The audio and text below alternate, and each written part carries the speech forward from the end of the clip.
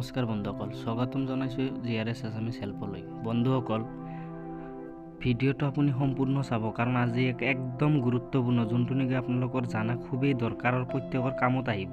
গতিকে ভিডিঅ'টো একেবাৰে মনোযোগেৰে শুনি থাকিব মই কি কৈ আছোঁ। আৰু যদি চেনেলটোত নতুন হয় তো প্লিজ ছাবস্ক্ৰাইব কৰি ল'ব, কাষত থকা ঘণ্টিটো বজাই দিব।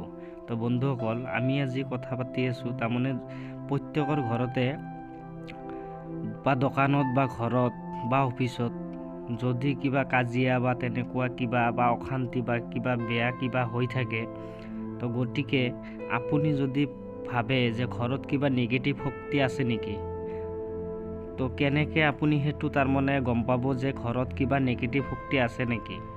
সেই বস্তুটো যদি আপুনি জানিব লগা হয়, তেনেহ'লে আপুনি কি কৰিব,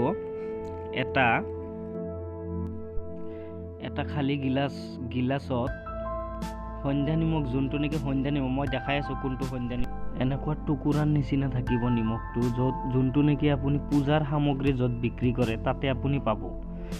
তো সেই টুকুৰাটো আনি গুড়া কৰি এটা এনেকুৱা গিলাচত গুড়া কৰি আপুনি গুলি ফালে, যোনটো ঠাইত আপোনাৰ সন্দেহ হয় যে ইয়াতে কিবা নিগেটিভ শক্তি থাকিব পাৰে, ঘৰত বা অফিচত বা য'তে হওক, আপুনি এটা জেগাত থৈ দিব কোণাত। তাৰ পিছদিনাখন যদি সেই গিলাচৰ ৰংটো বা পানীটোৰ কালাৰটো যদি ৰঙা বা হালধীয়া বা নীলা হয় বা বেলেগ বেলেগ কালাৰো হ'ব পাৰে, তেনেহ'লে আপুনি জানিব যে নিগেটিভ শক্তি ইয়াত আছে। আৰু চবতছে মেইন কথা হ'ল, যদি থাকে তেনেকুৱা, তো সেইটোৰ কাৰণে কি কৰিব, আপুনি কি কৰিব, সেই নিমখটোৱে সেই পানীটো ফেলি দিব, সেই পানীটো ৰাখিব নালাগে।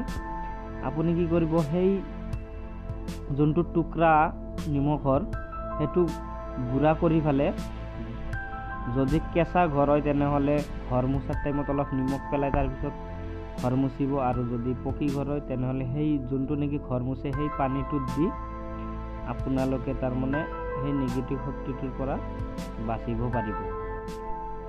আৰু বন্ধুসকল, এইটো কোনো যাদু বা তন্ত্ৰ মন্ত্ৰ এইটো একো নহয়, এইটো মই এক জেগাত জানিব পাৰিছোঁ, গতিকে মই আপোনালোকৰ লগত শ্বেয়াৰ কৰিলোঁ। আৰু যদি ভিডিঅ'টো ভাল লাগে তেনেহ'লে লাইক এটা কৰি ফালে আৰু আপোনাৰ বন্ধু বান্ধৱীলৈ এইটো শ্বেয়াৰ কৰিব, যাতে তেওঁলোকৰো যদি কেতিয়াবা এই ভিডিঅ'টোৰ দ্বাৰাতে তেওঁলোকৰ ভাল হয় এই ভিডিঅ'টোৰ দ্বাৰাতে। তো ধন্যবাদ।